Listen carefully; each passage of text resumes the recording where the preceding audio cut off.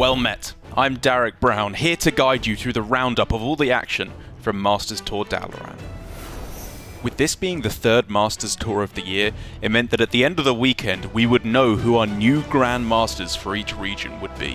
While there were some players essentially locked in for GM promotion like Gabby and Trehezen, there were still many questions to be answered.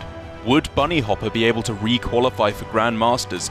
Will Japan get 2 more Grand Masters to further cement their APAC domination? Would Americas be able to win a single game of Hearthstone? For yet another Masters Tour, the meta was warped entirely around Control Priest, with the vast majority of players fitting into one of 2 camps, Ban Priest or Target Priest. And with only one player targeting Priest making it to the top 8, it's clear that Anduin's reign isn't ending anytime soon. We kick things off in round 1 of the Swiss with America's GM hopeful Kayla's Luna.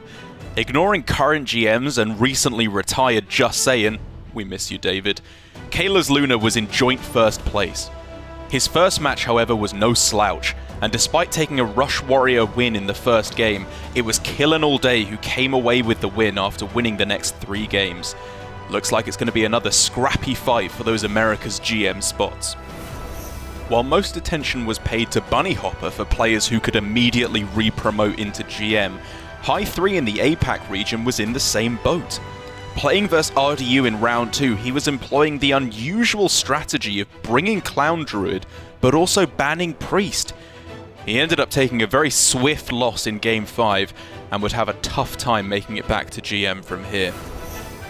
To round out the day, we saw the start of another promising Masters Tour from Baby Bear, employing her signature anti-Priest strategy once again, but this time besting IG Sif's Demon Hunter for a decisive round 4 victory. A high-risk, high-reward approach, but one that Baby Bear is continuing to perform excellently with. And in the 5th and final Swiss round of the day, Briarthorn was able to keep his dreams of re-promoting to GM alive by taking down Kanyeta in a very close Game 5. Day 2 started as it would finish. A poor showing from the Americas region once again, with Europe, China and specifically Japan from Asia Pacific on top. After a tough-fought start to the day, things took a decidedly downward turn for Brazil, the last big hope for the Americas. Leandro Leal got reverse swept by Gabby, and Pascoa fell to the indomitable Bunny Hopper, giving us 2 of our top 16. Baby Bear took her final win of the Swiss against a truly formidable opponent in Dead Draw.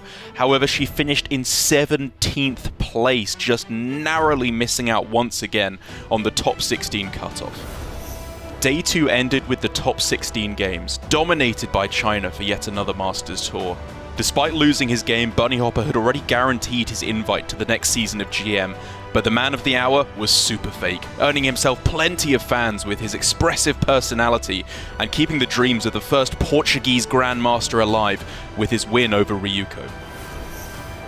Day 3 started off with our top 8, bringing plenty of great storylines for this Masters Tour. Would Gabby be the second player to get a back-to-back win? Would we finally have an APAC champion? Or would China reassert their position as the best region? Well, as it turns out, all those questions were answered in the quarterfinals.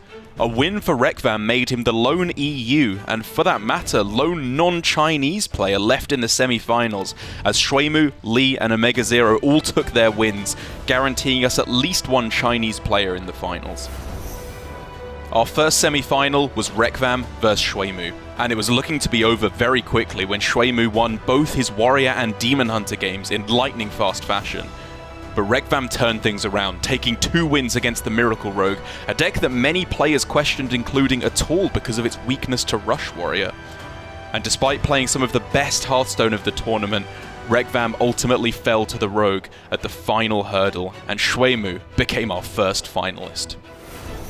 It was a close affair in our second semi-final. Lee and Omega Zero both had Token Druid to add a little spice to their lineups, and when we got to the infamous Token Druid mirror in Game 2, it felt as though momentum was thoroughly on the side of the winner, Omega Zero.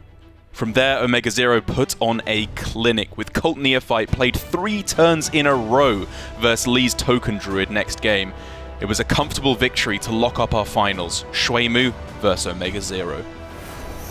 Omega Zero came out of the gate swinging with an incredibly aggressive warrior start, but as you Rush Warrior Mirror aficionados will know, greed is no sin in the mirror. Shuemu unleashes a devastating Blade Master Samuro clear to tear the board back and sails to a victory from there. And things just go from bad to worse for Omega Zero. Unable to activate his Octobots in Game 2 meant that Shuemu had little trouble amassing his Demon Hunter OTK, and Game 3 was a massacre. Shuemu had the perfect hand for the Rogue Mirror and didn't lose board control from turn 1 to turn 8 when he became your Masters Tour Dalaran champion. And quick as that, just like magic, our stay in Dalaran has come to an end. Congratulations to Shuemu, and if you yourself want to play in a Masters Tour, there's still time to qualify to Masters Tour Silvermoon. All the information on how to qualify can be found at playhearthstone.com/esports. Thank you very much for joining me, and I hope to see you next time.